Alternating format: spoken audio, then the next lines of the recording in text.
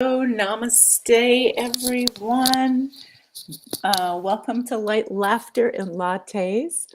My name is Geri Habstritt. I'm an Avesa quantum healer and medical intuitive, and glad to be with you here all today. So, I want to start out by saying I'm a little bit late. I'm sorry that we get our sprinklers blown out here in Boise, Idaho, and just as I sat down to do the show, my sprinkler guy showed up and knocked at the door. So hopefully some of you are still here.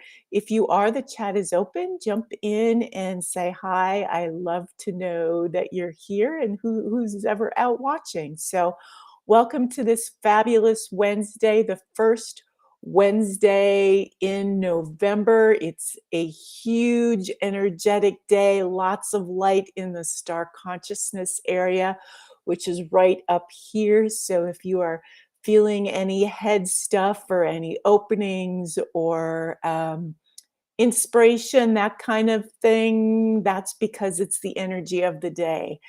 And that's the topic of today is energy and manifestation. There are so many things that go into manifestation energy. It's like a recipe, so to speak, of certain energies that come together to allow for you to manifest the things that you want. And so, how does this all work? Well, first of all, there's a quality of the energy, right? Um, whether it be, wherever you are at. If you want to manifest while you're in a hurry and you're rushed or you're distracted or any of those things, it's going to be hard because the quality of the energy is not there. And so by quality, the qualities you want for a really good opportunity to manifest anything is sincerity, love, and presence. And those are, let's call it maybe the quality of the energy or even the intention of the energy too. If you're working on a new job, it would be your focus, right? Um, and then there's the frequency. So you have the quality, which would be the energy you're in, but also your frequency of energy. So if you're in a state of sadness, that's not a great time to manifest what you want. Sadness or anger have lower frequencies down in the 100 200 range. When you get to the energy of 500, that's love. That is a great place to start manifesting things you want. 600 is peace. And as you move up to the energy of joy, that's where the frequency is very powerful for manifesting. And you may notice that there's times where you're in this great space of joy and all these synchronistic things just seem to happen and everything keeps going your way. It's like a snowball of things that just happen and happen. And that's because you're in the frequency of joy. And that's the perfect time to manifest. And then there's also the energy of power. And that has a lot to do with how you're manifesting as well. People who are just beginning on their journey when their hearts aren't wide open yet and they haven't lifted into their ascended hearts, they'll still manifest, but they have less power. And that's, let's call it like a safety valve, right? Um, until you have the awareness, the wisdom, the experience, and have gone through the process of lifting your chakras, some of the power has been removed so you don't accidentally manifest something you don't want. But as you continue to open your heart and you lift into the ascended heart and you start opening your ascended chakra system, then your power becomes stronger. So some of the keys, right, is to be in a place of sincerity, love, and presence, along with joy. And then you have the power depending on where you're at. And so all of these energies will need to come through you because you're the vessel that's manifesting. And so the vessel is like the filter system. And um, it's going to be filtering through, any unhealed past or maybe issues of the ego or limitations. If you're trying to manifest a new job, but you have a limitation that says, I am not worthy of this job, or I can never get a job that pays this amount of money. Those are filters that will block out what you are trying to manifest. Also, the purity of your vessel, right? All this energy is coming through a body of form. And if you have a very pure vessel, your manifestation energy is going to be stronger as opposed to if it's more toxic. And so all of these things affect it. Um, there's things you can do. So if you're wanting to manifest and you've had a really busy day at work, let's say, or you've had just a lot of things going on and your mind is busy and you're not in a great space, you can do energy clearing practices such as the container practice. I'm not going to go through it right now, but it's a practice where you call in a clear stream of energy and you run your hand across your chakra systems and you clear your energy field of any of the thought forms, any of the gunk you maybe picked up at the grocery store or whatever, so that you are in a space of clarity and cleanliness, which will help your ability to manifest. Everything goes into your day to day manifestations. Like we are always manifesting, always. And so your thoughts, the things that you tell yourself, even more importantly, the words that you're speaking out loud to friends, to whoever, those words are like manifestation in motion. You're pulling it um, out of the field into bringing it down through your body with the tone and frequency onto the planet. And so your words are living prayers. So all of those have to do a lot to do with it. The location of your house. So if you're visiting a highly spiritual place like a pyramid or something where the frequencies are extremely high, your manifestation powers are going to be stronger. If you are holding a set of Egyptian healing rods, if you have crystals around you, all of those things play a huge factor in your ability to manifest. So it's the sincerity, love, and presence. It's the power if your heart is open. It's the frequency if you're in joy. And everything with your day to day life goes into all of those things to determine what kind of a manifester you are. And I'm going to jump in because I'm watching the chat, all these people jumping in, and I want to say hi to everyone. Hi, Nava. Hey, Batia, Rachel. Awesome. I'm glad to see you all here. Great. Considering I was about 20 minutes late, I'm happy that there's some people out there. So fabulous. Thank you for jumping in and saying hi. And so, um, I want to move on to there's so many things when it comes to energy that people don't really think about. And so let's talk about healing modalities, right? I'm in a group of many women who all do different kinds of healing modalities. And so, how do you know? Like, should I go to someone that does Reiki? Should I go to someone who just does healing touch? Should I go to someone that does Avesa? What is the difference? Well, it's similar to what I said above, but each modality has its own energetic frequency. So Reiki has one energetic frequency. The Avesa, which is what I do, has another energetic frequency. It's more of a crystalline energy.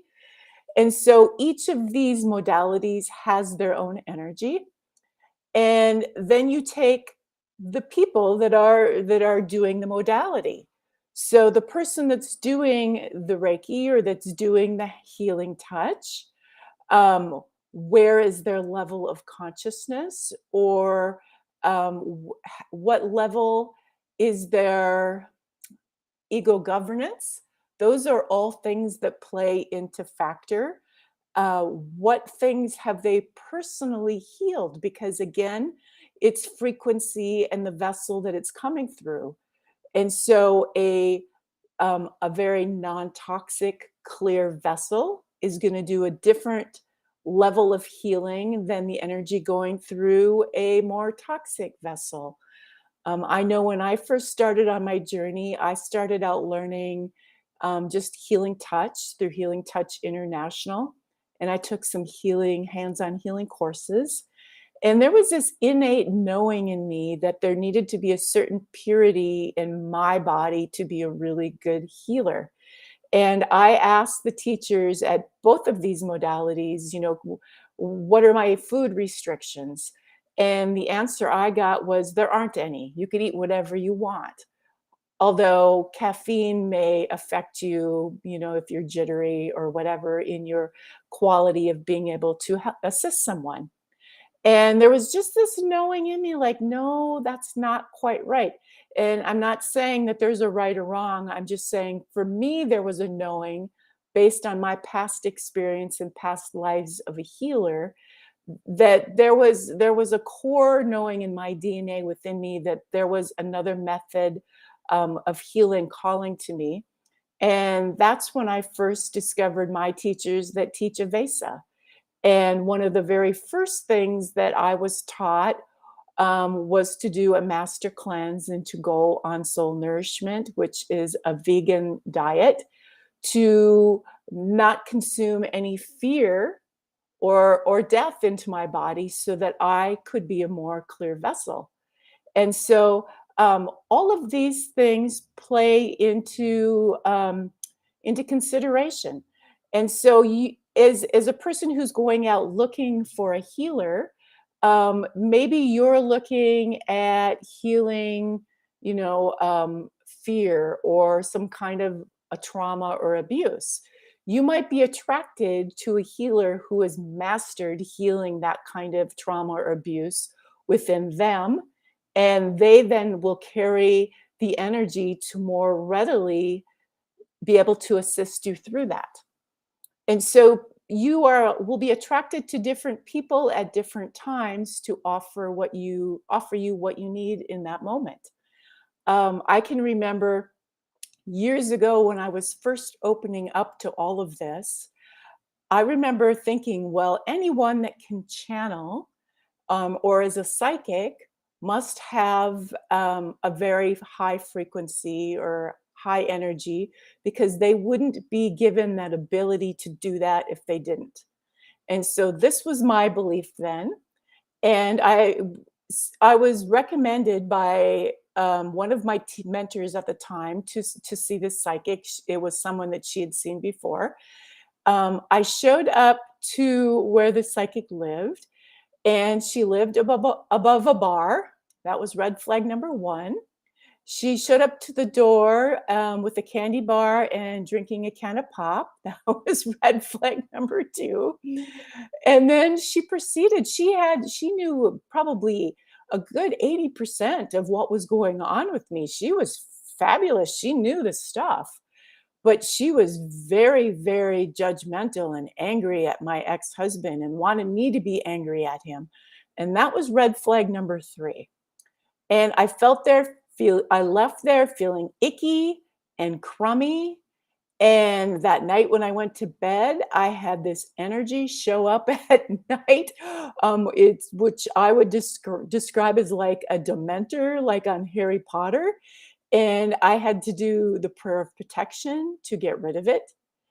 And it was my lesson in discernment that just because someone can channel or just because someone is psychic doesn't mean they're channeling the highest of energies. There's lots of energies out there in the fourth dimension that are happy to mess with people that are open and that aren't in the place of sincerity, love, and presence. And they do know a lot of information, but their goal isn't to offer you the highest, it's to manipulate and to interfere. And so that was my first experience with the psychic. It was a very good one, and it taught me a very good lesson in discernment. If you're ever getting a reading or a healing from anyone that wanting you to judge someone else or that it makes you feel anything less than extremely loved and happy and joyful, then you aren't getting the highest reading. And I recommend moving on and finding someone else. So those are, discernments around energy and energy healing. And if you're going out looking for someone to assist you to heal, you may be attracted to different people at different times. But I, recommend taking into consideration some of the things that I mentioned. Um, so another form of energy is projection energy. And projection energy is when you project something that's going on within you towards someone else, or it would be a form of gossip or talking negatively about another person. Like I mentioned above, these things are like prayers. And each time that you talk negatively about another person or you gossip, it is like sending an energetic bullet into that person's energy field. So it is literally shooting them with your words. And it can have a strong impact on that person. It is very similar to black magic because you are expressing negative energy onto another person.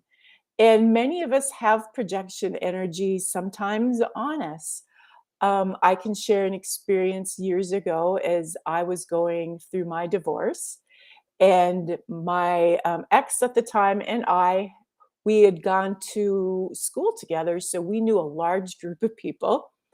And when it was time for us to divorce, he had, um, stolen my journals that had written in and made photocopies and brought them around to a large number of people who all shared in the belief that I was wackadoo or crazy for what I did.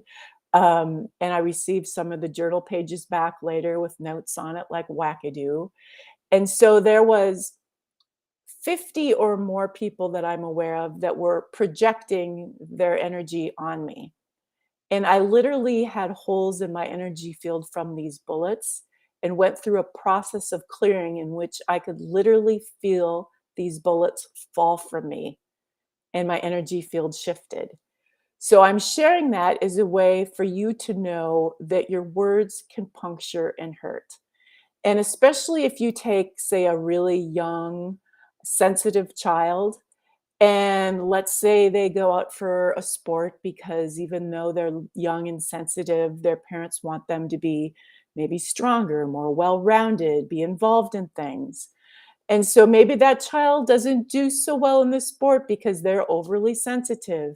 And if there's people standing on the bleachers saying, wow, that crybaby or that, whatever, that energy can go in and affect that young child profoundly for a very long time.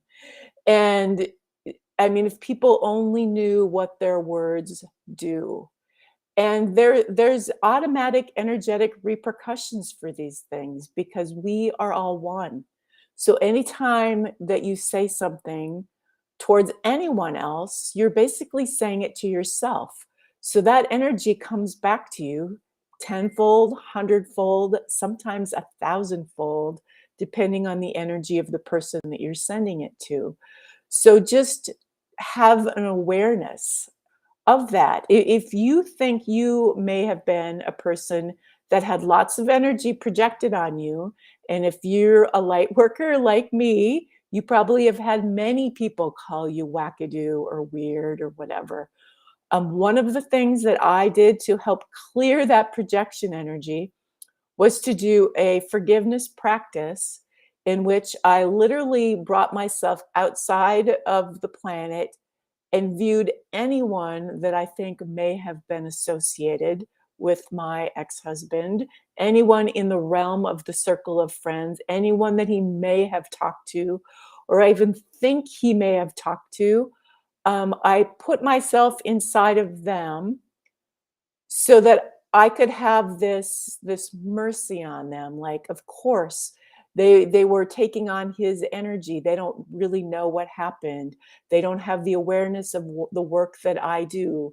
Maybe they're religious. How would they know? They know not what they do or what they think. So I can be in a place of really understanding where they may have felt that, and then I forgive them and I forgive myself. Forgive the creator for making a world where this experience would come about. And through that entire huge forgiveness process, I can then clear any projections from my energy field. And so I'm going to take a little peek here, seeing if there's anything I need to mention. No? Okay, awesome. Great. I'm glad you guys like the examples. Um, and so I wanted to share some of these things that may be obvious to some people, but yet not so obvious. I think we get in habits of being in sports or whatever in competitions and say things that we don't think is hurting or affecting others, but everything we think, do, say affects the all, and it does have an impact whether we can see physically the impact or not. And another point about this projection energy is too, it's not that every projection energy is going to affect every person the same. It has a lot to do with your power center, your third chakra, and if that's strong and in balance. If it's strong and in balance, you're probably very well protected and those energies will fall away. But there's times where we might be weak or stressed or whatever, and then those energies can come in. So a lot of the practices like the container practice and other energetic clearing practices, the forgiveness practice especially, are great ways to make sure our energy field stays clear and robust. And then, of course, we are going to be better manifestors because if we're clear and robust, our frequency and our power is going to be so much better. Okay, I am going to pull a cards of clarity for everyone because they're just so much fun. And I'm just going to pull one card today. And this is for everyone who's on board right now, listening, Rachel, B, Nava, and anyone else who hasn't jumped in the chat. This is for us, and anyone who's watching this later via YouTube or Facebook, this is for you as well, because there is no such thing as time. There's only the now moment, and when you're seeing the now. So, ooh, I love this card. Okay, this is Baba G. This is exciting. I love getting the Baba G card, and I'm going to tell you why right now when I read it. Because I believe it starts out with "You are a miracle." We're all miracles. Here we go. Baba G, you are the miracle. The presence of your eternal nature is calling to you, and the magic within is ready to awaken. Miracles are your birthright, and it is the moment to fully claim the greatest miracle of all, you. As you arise in the morning, you are the experience of the miracle of this planet, this life potentiality, this experience of love. Start each day celebrating this truth with the glorious energy of gratitude. Expand this morning recognition into the day. Consciously breathe in the restorative energy ready to manifest miracles in all ways. It is the time for you to claim this truth without any reluctance, fear, doubt, or hesitancy. This is the moment you called out for. Let the miracle manifest in you, through you, and as you.